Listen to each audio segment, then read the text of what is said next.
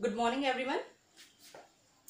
Our unit that we have already started is MySQL. MySQL. Yesterday we came to know regarding few terms like what is a key, what is a relation, what are attributes, what are tuples, how we can calculate the degree and cardinality of any table. Now today we are going to discuss various classifications of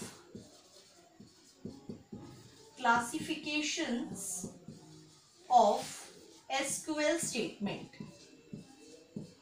SQL statement.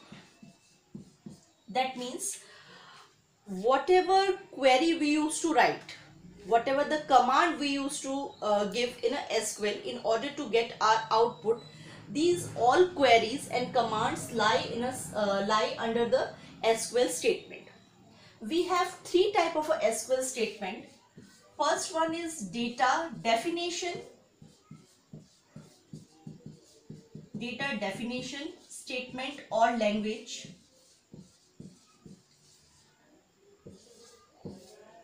Then we have data manipulation language.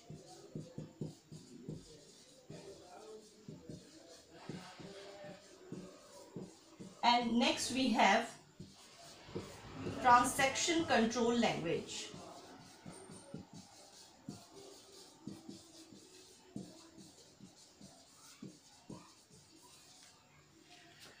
We have all the statements, whatever we use or the queries we are using in a SQL is out of any three. Either it lie in a data definition language or data manipulation language or transaction control language. Data definition language is also known as DDL. Data manipulation is known as DML. And transaction control language is known as TCL. First, I am going to discuss about data definition language. What queries come under this and what do you mean by data definition language? As the name suggests, data definition, that means it is a kind of language which is basically used to define the data. Now the question arises, what kind of a definition? How we can define our data in this particular language? Or if you are using the SQL statement data definition language, in SQL statement you are using data definition language, then for this there is a requirement to create any table, to create database,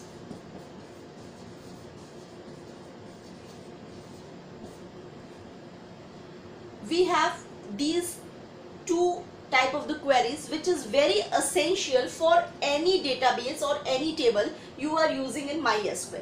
So these two type of the statements come under data definition language. That means जब आप MySQL use कर रहे हैं तो MySQL में सबसे foremost चीज आपको डेटाबेस बनाना ही पड़ेगा, उस डेटाबेस को यूज करना ही पड़ेगा और डेटाबेस के अंदर अगर आप डेटा स्टोर करना चाहते हैं तो आपको टेबल क्रिएट करना ही पड़ेगा.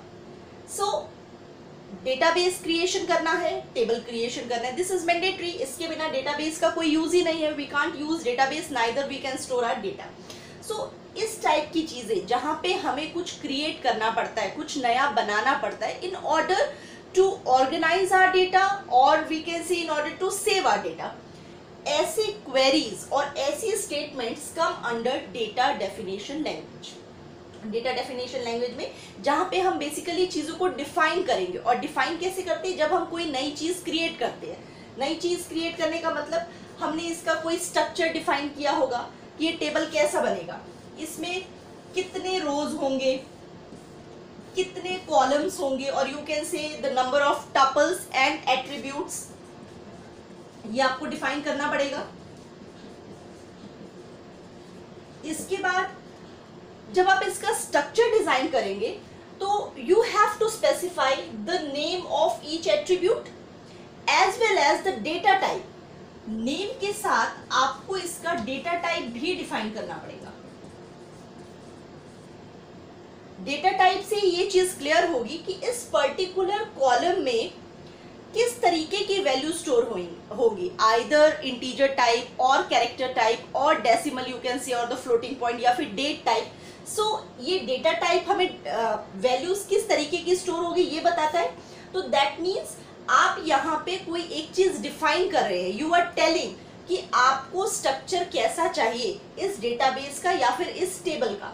सो इस तरीके की क्वेरीज जो है वो इसके अंडर आती है डेटा डेफिनेशन लैंग्वेज। क्वेरी के बारे में भी हम डिस्कस कर लेते हैं कि अगर आपको डेटाबेस क्रिएट करना है तो किस तरीके की क्वेरी हमें लिखनी पड़ेगी। MySQL ओपन करेंगे, MySQL ओपन करने के बाद आपको MySQL प्रॉम्प्ट मिलेगा। इस प्रॉम्प्ट में जाके you have to write create database,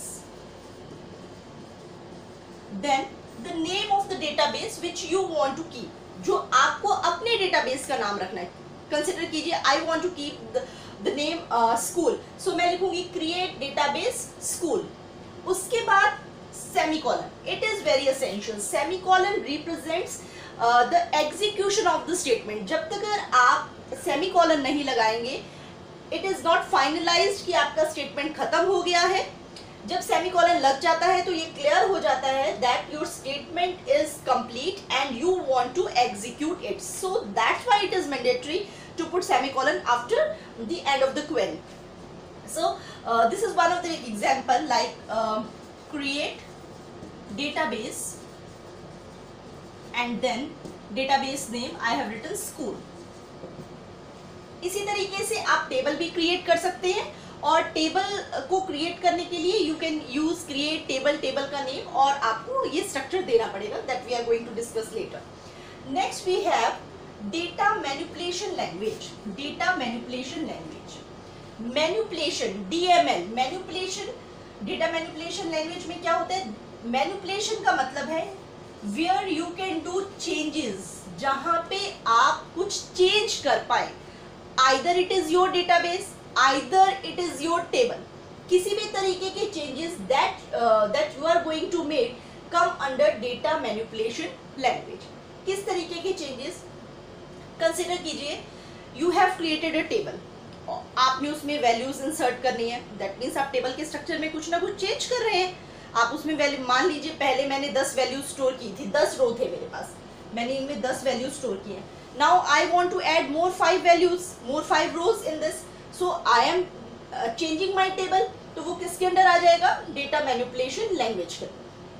next, मैंने 10 रोज एंटर की हुई है, मैंने 10 बच्चों की डिटेल स्टोर की हुई है। Now I want to delete 2 out of these 10, 10 में से मुझे 2 बच्चों की डिटेल्स डिलीट कर देनी है। So I am making the changes, मैं अपनी टेबल में चेंज कर रही हूँ, तो वो किसके अंडर आ जाएगा? Data manipulation languages. सो जहाँ पे हमें ये अथॉरिटी मिलती है कि हम अपने डेटाबेस या फिर टेबल में कुछ चेंजेस कर सके, वो चेंजेस किसी भी फॉर्म में हो सकते हैं, आइदर इंसर्शन और डिलीशन और यू कैन से ड्रॉपिंग ऑफ द टेबल, वो सब किसके अंदर आता है? डेटा मैनिपुलेशन लैंग्वेज के अंदर। और क्या हो सकता है? अगर आप कोई वैल्यू मॉडिफाई कर रहे हैं, मॉडिफाई कैसे हो सकता है? कंसिडर कीजिए मैंने स्टूडेंट टेबल बनाया है, I have written your date of birth, अब बाय मिस्टेक मैंने वो डेट ऑफ बर्थ गलत लिखा है या फिर आपने मुझे कोई और प्रूफ ला के दे दिया कि ये हमारा डेट ऑफ बर्थ सही एंटर कर दीजिए, तो वो किस तरीके से होगा? हम नया डाटाबेस तो बनाएंगे नहीं, नई टेबल भी क्रिएट नहीं करेंगे, बिकॉज हमने तो सभी की डिटेल्स एंटर की हुई है। So what is the option? We have the option modify. So हम अपने प्रेजेंट टेबल में या और प्रेजेंट डेटाबेस में जो टेबल बना हुआ है उस पर्टिकुलर डेटाबेस की ही वैल्यू को चेंज कर रहे हैं, तो वो किसके थ्रू हो रहे हैं? मॉडिफिकेशन के थ्रू, मॉडिफाई कमांड लगा के। वो मॉडिफाई कमांड भी किसका पार्ट है? डेटा मैनिपुलेशन लैंग्वेज का। So these are few types जहां पे आप इंसर्ट कर सकते हैं, ड्रॉप कर सकते हैं, मॉडिफाई या फिर अपडेट कर सकते हैं। This all come under data manipulation language. Next we have transaction control language. Transaction control language का क्या मतलब है? देखिए, as per the name transaction control language, इसमें हम किसी चीज को लेके कंट्रोल एस्टैब्लिश करेंगे। कंट्रोल एस्टैब्लिश करने का मतलब क्या है? कुछ परमिशंस देना या फिर ये फाइनलाइज करना कि हम कितने पर्सन को क्या अथॉरिटी देना चाहते हैं या फिर कहाँ पे हम चेक पॉइंट्स लगाना चाहते हैं। उस चीज को लेके जो भी हमने अपने डेटाबेस पे कंट्रोल एस्टैब्लिश किया हुआ है उसे कहते हैं transaction control language. I am giving an example. क्या होता है इस ट्रांजैक्शन कंट्रोल लैंग्वेज के अंदर? बेसिकली हम काम कर सकते हैं इसमें ग्रांट करने का, रिवोक और सेव पॉइंट्स, ग्रांट परमिशन और revoke permission.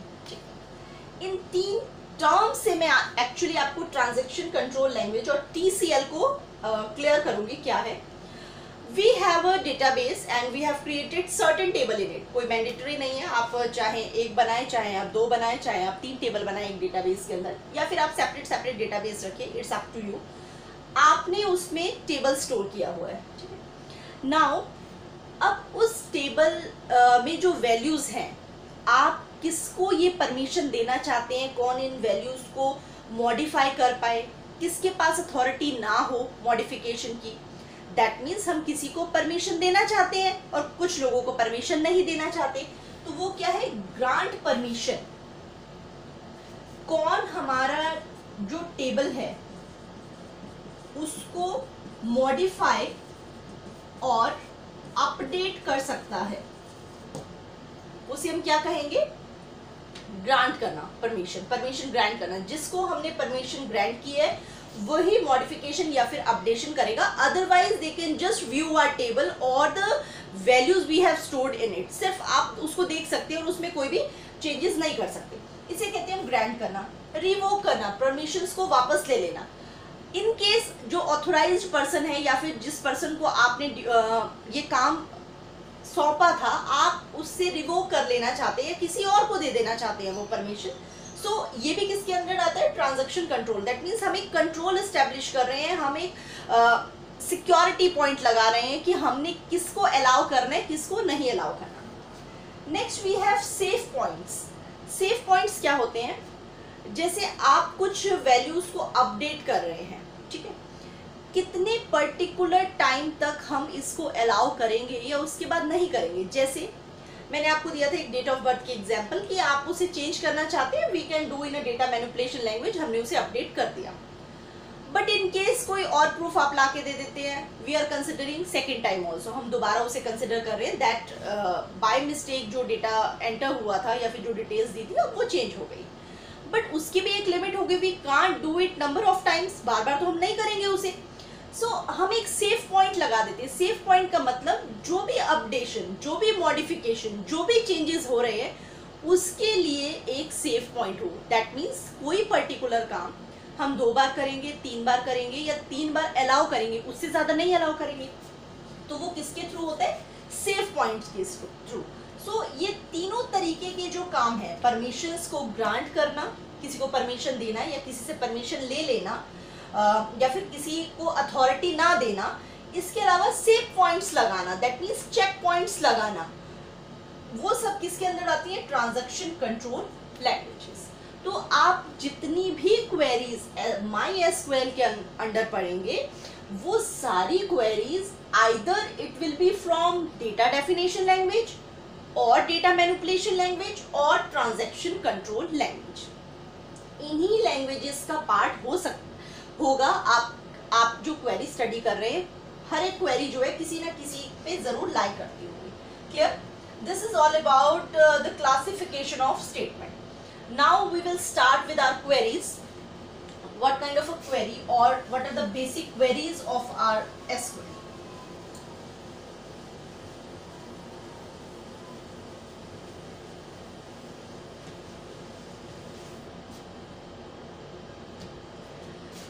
First query, first step, you have to create your database.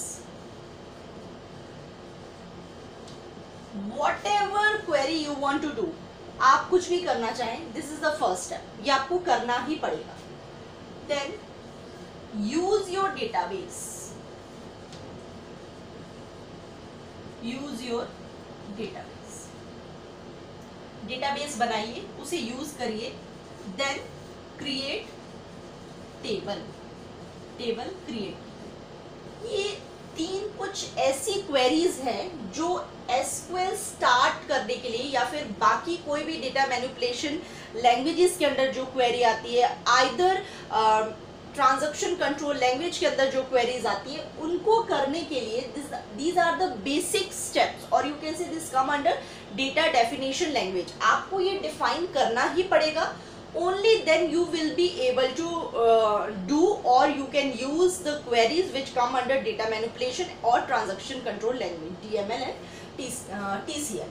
So these are the, and you have to do it like this only. मतलब सबसे पहले database ही create होगा, then database use होगा, उसके बाद ही table create होगा। जब तक आप डेटाबेस क्रिएट नहीं करेंगे और उसे यूज नहीं करेंगे, you can not create a table. That means table को डेस्टिनेशन ही नहीं पता उसे कहाँ पे सेव होना है। डेटाबेस हमारा इट्स अ आउटर स्ट्रक्चर, ठीक है, ये एक बॉक्स की तरह है। इस बॉक्स में हम छोटे छोटे फोल्डर्स बना के अपना डेटा सेव कर रहे हैं। सो यहाँ पे जो फोल्डर्स में डेटा सेव होने का क्राइटेरिया वो क्या है, रो और कॉलम की फॉर्म में। ये जो आपके पास फोल्डर्स हैं इसमें डेटा कैसे सेव होगा, रो और कॉलम की फॉर्म में। सो रो एंड कॉलम का फॉर्म हमारा कहाँ पे यूज होता है, table. That means database is the outer structure which keeps our data, and to store that particular data you have to create a table. आप table create करेंगे, उसमें आप रोज एंड कॉलम्स आपको अवेलेबल होंगे, वहां पे आप you can store the value of your tuple और attribute. And what about this, use क्यों करने को कहते हैं, बिकॉज आपके पास एक ही डेटाबेस हो ऐसा तो जरूरी नहीं है। आपके सर्वर पर बहुत सारे डेटाबेसेस होते हैं, आप किस डेटाबेस के अंडर वो टेबल स्टोर करवाना चाहते हैं वो देना बहुत जरूरी है, इसीलिए हम डेटाबेस को यूज करते हैं। मान लीजिए एक सिस्टम पर बहुत सारे डेटाबेसेस बने हुए हैं, हमने एक डेटाबेस फीस स्ट्रक्चर के लिए बनाया हुआ है, हमने एक डेटाबेस रिजल्ट के लिए बनाया हुआ है, हमने एक डेटाबेस अटेंडेंस के लिए बनाया हुआ है। अब कौन सा पर्टिकुलर टेबल जो अटेंडेंस शीट अटेंडेंस वाले डेटाबेस के अंदर ही जाएगी, तो वो कैसे हमें पता लगेगा जब तक हम उसको यूज नहीं करेंगे। So in order to do your work, firstly you have to create the database. If it is already created, then use. If you have created it for the first time, तब भी आपको इसे use करना ही पड़ेगा। जितनी बार आप SQL में काम करेंगे या क्वेरीज लिखेंगे, हर बार सबसे पहले आपको अपना डेटाबेस यूज करना है, ओनली देन उसके बाद आप टेबल क्रिएट कर सकते हैं, उसमें वैल्यूज इंसर्ट कर सकते हैं, so on. Next you have to create the table, और जो भी इसमें वैल्यू स्टोर होंगी that will be in the form of a row and a column, उसी के स्टाइल में ही ये सेव होगा। This is all about SQL statements, classification of SQL statements, and what are the procedure to do any query. These are the initial steps. This is all about it.